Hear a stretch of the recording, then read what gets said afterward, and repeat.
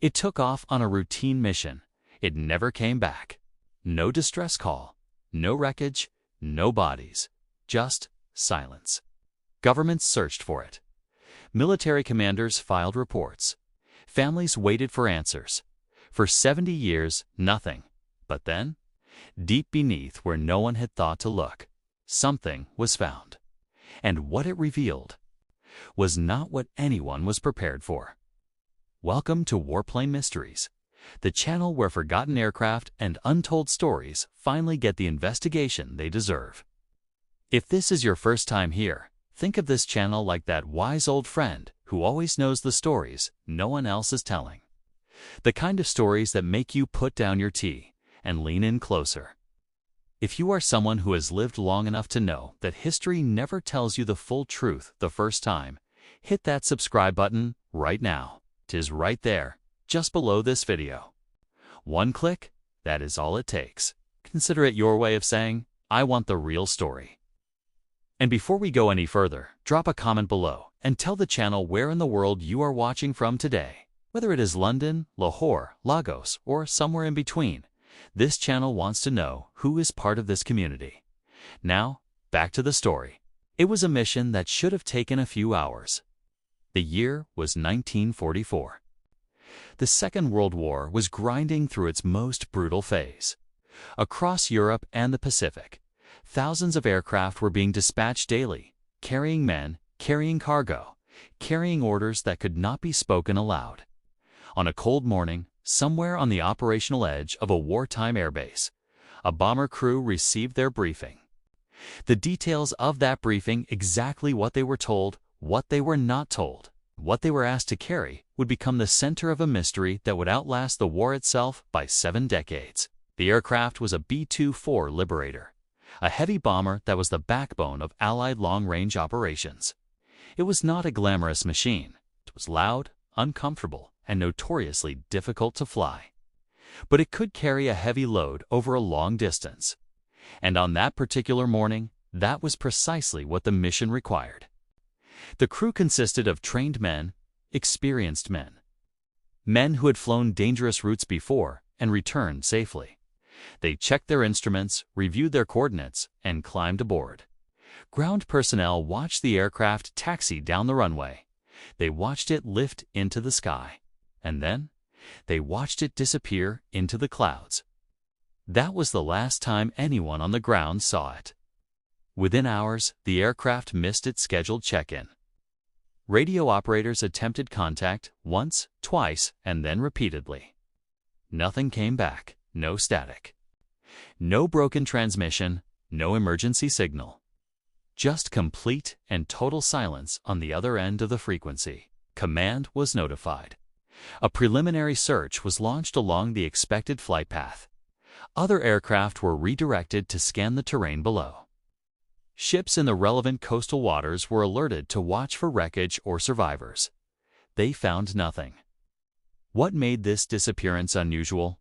What separated it from the hundreds of other aircraft lost during the war was not just the absence of wreckage. It was the absence of any explanation. In wartime, planes go down. That is an understood reality. But they leave something behind: a fire, a debris field, a survivor's account, an enemy report confirming a kill. This aircraft left none of that. It simply ceased to exist. And the questions that followed would not be answered for a very long time. There is something deeply unsettling about searching for something and finding absolutely nothing. Not a wing fragment, not a fuel trail, not a single piece of metal on the water's surface. When the initial search teams returned empty-handed, the military did what large institutions always do when they cannot explain something uncomfortable.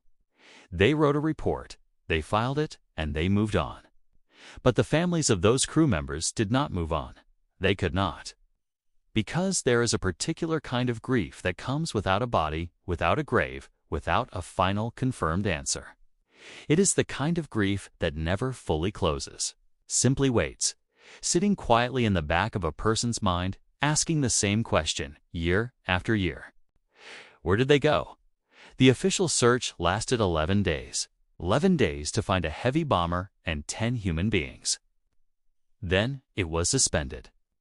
The military's reasoning was logical on the surface.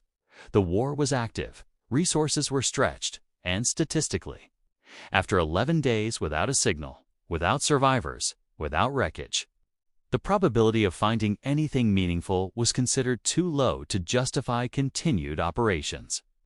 That reasoning was not wrong, but it was dangerously incomplete. Because what the search teams did not know, what no one at command level appeared to seriously consider, was that the aircraft had almost certainly not gone down where they were looking. The search zone had been calculated based on the planned flight path, but there was growing evidence, even at the time, that this particular aircraft had deviated significantly from that path before disappearing. Nobody officially pursued that deviation. The question of why it deviated was never formally investigated. That single unanswered question, ignored inside a wartime filing cabinet, would become the foundation of a 70-year silence. Decades passed. The war ended. Governments changed. The men who had filed those original reports grew old and died. The official records were declassified in pieces, some pages missing, some sections redacted with thick black ink that told its own quiet story. Researchers who later examined those files noticed something striking. The redactions were not random. They followed a pattern. Specifically, they covered anything related to the aircraft's actual cargo. And that detail, that one carefully buried detail, changed everything about how this disappearance needed to be understood. Silence is never accidental. That is the first thing serious investigators learn when they begin pulling on threads that powerful institutions would prefer remained untouched.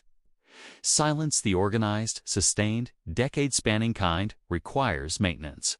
It requires decisions. It requires people in rooms, at desks, with authority, choosing repeatedly to say nothing. And for 70 years, someone kept choosing exactly that. By the 1960s, the war was nearly 2 decades behind the world. Economies were rebuilding. New conflicts had replaced old ones. The generation that had fought in Europe and the Pacific was now raising children, running businesses, and trying to forget the things they had seen. But in small corners of the world, in the living rooms of crew members' families, in the offices of independent historians, in the quiet determination of people who simply refused to accept unknown as a final answer, the questions about this aircraft never disappeared. They just had nowhere official to go. Every formal inquiry submitted to military archives received the same category of response. Records were incomplete. Files had been lost during routine administrative transitions. The relevant departments no longer existed in their original form. The individuals who might have provided testimony had passed away. Each answer was technically defensible. Each answer was also extraordinarily convenient. What researchers would eventually piece together through declassified documents obtained across multiple countries, through cross-referencing flight logs that were never meant to be compared side by side, was a picture far more deliberate than simple. Bureaucratic inefficiency. The aircraft had not merely been lost, it had been quietly removed from the category of cases requiring active resolution. There is a significant difference between those two things. A lost case gets revisited when new evidence emerges. An actively managed case gets quietly redirected every time someone gets too close to the original question. And the original question, the one buried beneath 11 days of inadequate searching, beneath redacted cargo manifests, beneath decades of administrative non-answers, was devastatingly simple. What was that aircraft actually carrying, and who knew it would never reach its destination?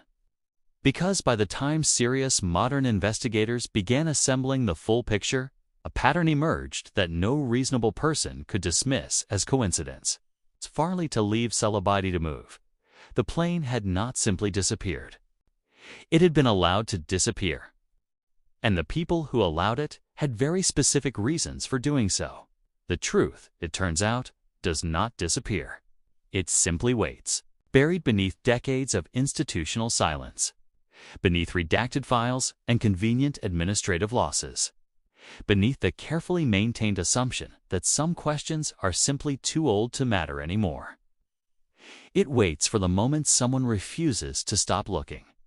In 2013, nearly 7 decades after that aircraft vanished into wartime clouds, a small team of independent researchers and deep-water exploration specialists made a decision that official military institutions had never seriously committed to making. They decided to look in the right place, not the place the original search teams had calculated, not the coordinates derived from the planned flight path, but the coordinates suggested by the deviation that, quiet, ignored, deliberately buried detail that had been sitting inside declassified documents for years, visible to anyone patient enough to read carefully.